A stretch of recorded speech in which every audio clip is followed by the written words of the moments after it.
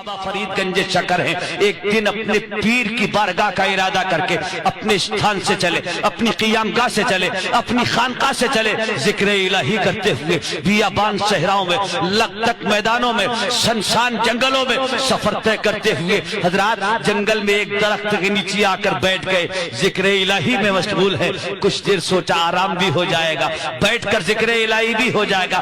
फरीद एक दरख्त के नीचे बैठे हुए जिक्र इलाही कर रहे थे। एक परिंदा उड़ता हुआ आया और उसी शाख पर आकर बैठा और वो भी चहचहाने लगा।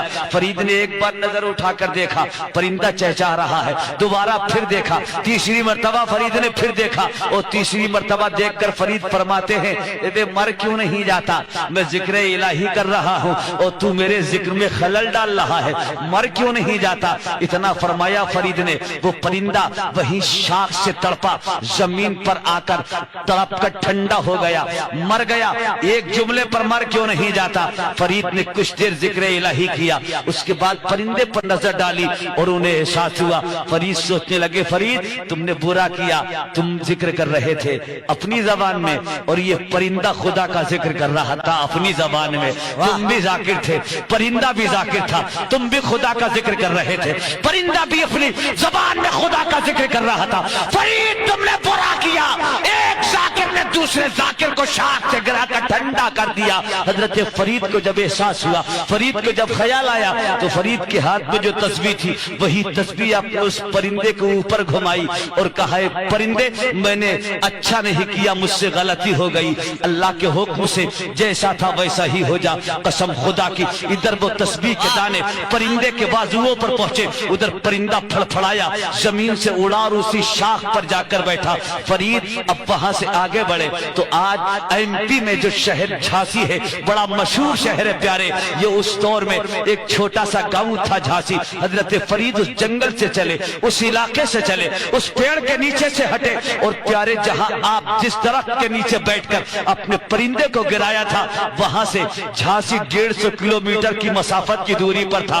फरीद मंजिलें तय करते हुए वहां से चले, झांसी पहुंचे और झांसी पहुंचने के बाद आपको प्यास की शिद्दत हुई। झांसी गांव के बाहर एक चश्मा था, औरतें उस चश्मे से पानी भर रही थी। हजरत फरीद एक तरफ जाकर खड़े हो गए।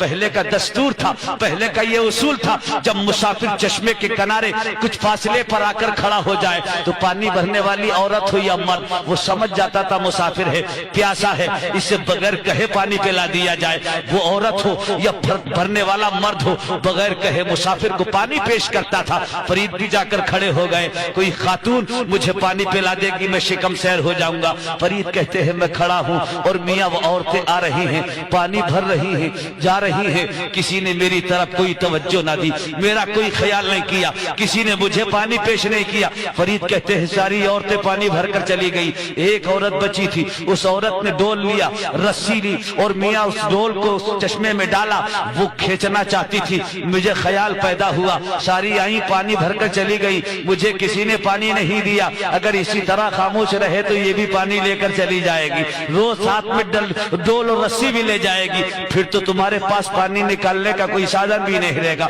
ए फरीद अब खामोश ना हो, जबान खोलो और अपने प्यास का इजहार इस औरत के सामने करके इससे पानी मांग लो। फरीद के दिल में ये ख्याल पैदा हुआ ही था, जैसे ही ख्याल पैदा हुआ औरत डोल खींच रही थी, औरत ने डोल वही छोड़ा, पैर से रस्सी को दाबा और पैर के नीचे रस्सी दाब कर औरत फरीद की तरफ मुखातब होकर कहती है, ए फरीद सब्र करो, सब्र। शादी चली गई लेकिन मैं तुम्हें बगैर पानी पिलाए नहीं। सुभान अल्लाह, सब्र करो, सब्र से काम लो, कहीं मेरे साथ वो मत कर देना जो तुमने जंगल में परिंदे के साथ किया। बेशक प्यारे जरा सोचिए, फरीद की प्यास तो दूर हो गई, क्या बात है, सुभान अल्लाह। अब फरीद इस चक्कर में लग गए यार वो इतनी दूरी पर ये सारा मामला, मेरी इससे कोई शनासा नहीं, कोई मुलाकात नहीं, मेरा झांसी गांव में कोई शनासा नहीं, बेशक, लेकिन इसे मेरा नाम किसने बता दिया, फिर वो परिंदे का मामला इसे यहाँ से कैसे मालूम हो गया? जी आज तो भूल गए।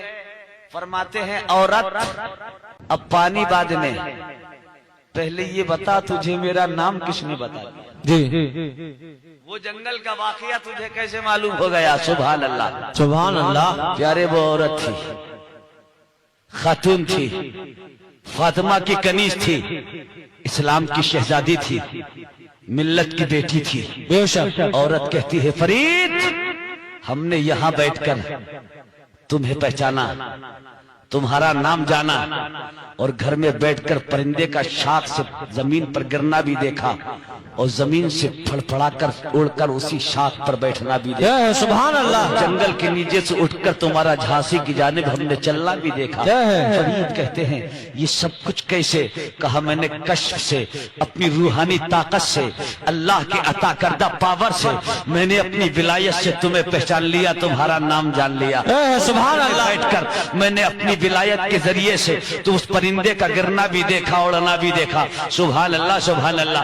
फरीद फरमाते हैं, औरत तुझे ये कश्फ की दौलत कैसे मिली? ये रूहानी ताकत तुझे कैसे मिली? ये विलायत तुझे कैसे मिली? तो औरत कहती है, फरीद ये विलायत, ये कश्फ की दौलत, ये रूहानी ताकत मुझे मेरे शौहर की दुआ से मिली है। सुभान अल्लाह, सुभान अल्लाह। शौहर की रजा से मिली है, शौहर की खिदमत से मिली है, शौहर की दुआ से अल्लाह ने मुझे वक्त का वलिया बना दिया।